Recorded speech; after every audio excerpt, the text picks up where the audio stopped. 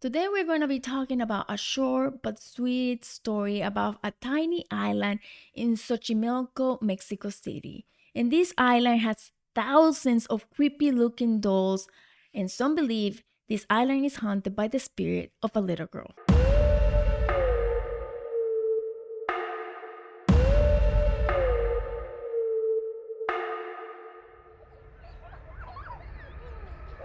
It all started in the 1950s when Don Julian Santana Barrera, who lived in this island or Chinampa all by himself, he found the dead body of a little girl who had drowned right in front of his Chinampa.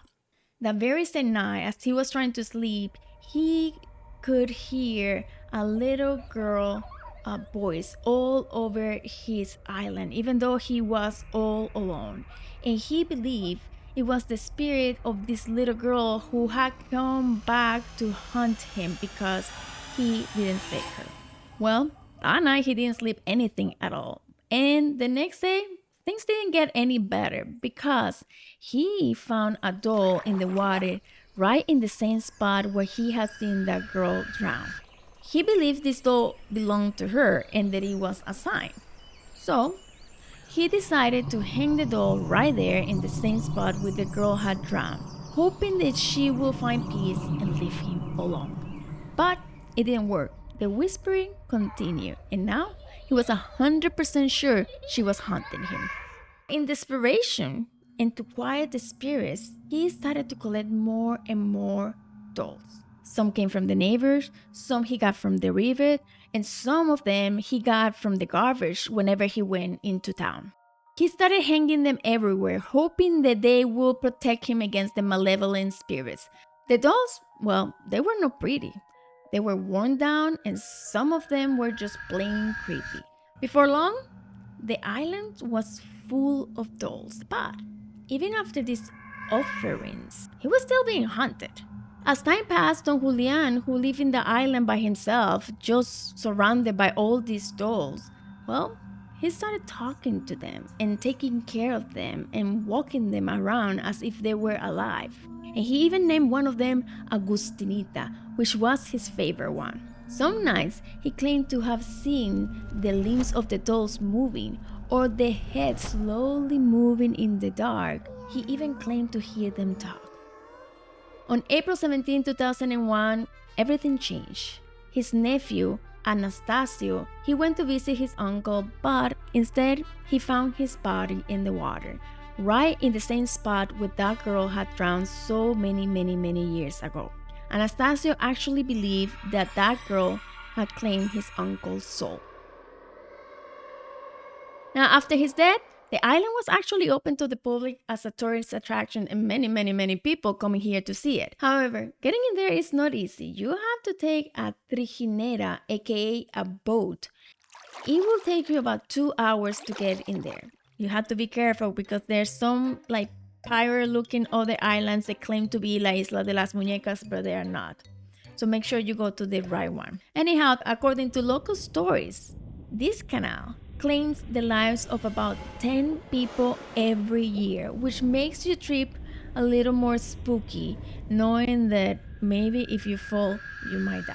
Once you arrive to the island, the first thing you will see is an archway full of creepy looking dolls, welcoming to La Isla de las Muñecas. Their blank eyes are staring right at you as if they have been waiting for you all along. Once you are inside the island, you'll find all kinds of dolls like Barbie dolls, baby dolls, rag dolls, some covered in moss, some covered in spiderweb. Some of them were missing heads, or they were missing limbs. Some of them were pieced together as like the head of a doll, the arms from another, and all of them falling apart for being exposed to the elements.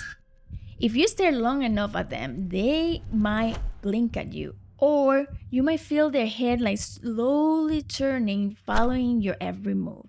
Visitors that have gone to this island, they have said many things. They have heard footsteps, they have heard growling, whispering, laughing, screams.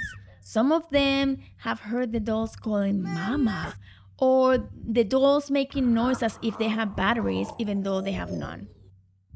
Some people have heard knocks, and some people have doors slamming shut even though there was no one there.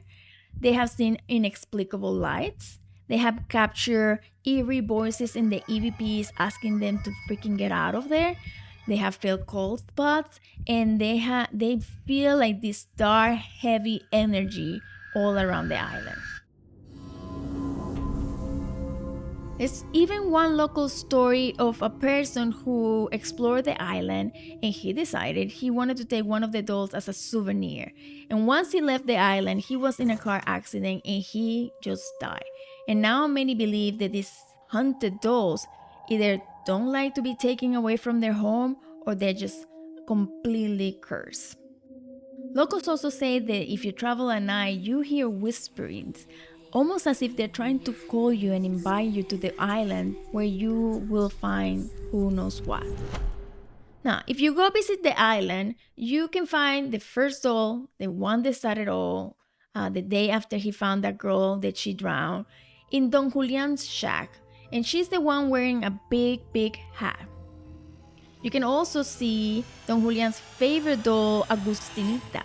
She's the only doll that had a name, even though there's over 2,000 dolls in the island. And she was actually found on August 28, which is the day of San Agustin. Because of this, many believe that she has the power to make wishes come true. So she's now sitting like in a little shrine where people leave offerings for her, asking for favors, hoping that they will become true. Despite all the creepy looking dolls and the eerie stories, there's actually no proof that a girl drowned there. Some say that Don Julian was just lonely and all, and he was suffering from mental illness, and he imagined the girl and the spirits that haunt him. However, that does not explain all the spooky things many other people had experienced. What do you guys think about these stories? Will you stay there in that island where there's no light? You're completely isolated from the world, and there's no way for you to escape. You actually have to wait for the boats to come and get you, because as soon as they leave you, they leave because they don't like being there themselves. Will you stay there the night? Because I definitely wouldn't, not only because of the freaking dolls, but because all the animals, because there's some huge spiders in there that I wouldn't stay, period. Anyhow, thank you so much for staying with me and watching the story. I really hope you liked it. Let me know if you have any spooky stories that you'd like me to cover, or if you have a spooky story that you would like to share with me and the world. Send it at IvonnePlusOne@gmail.com. Don't forget to like, subscribe, and watch whatever videos in there. Bye!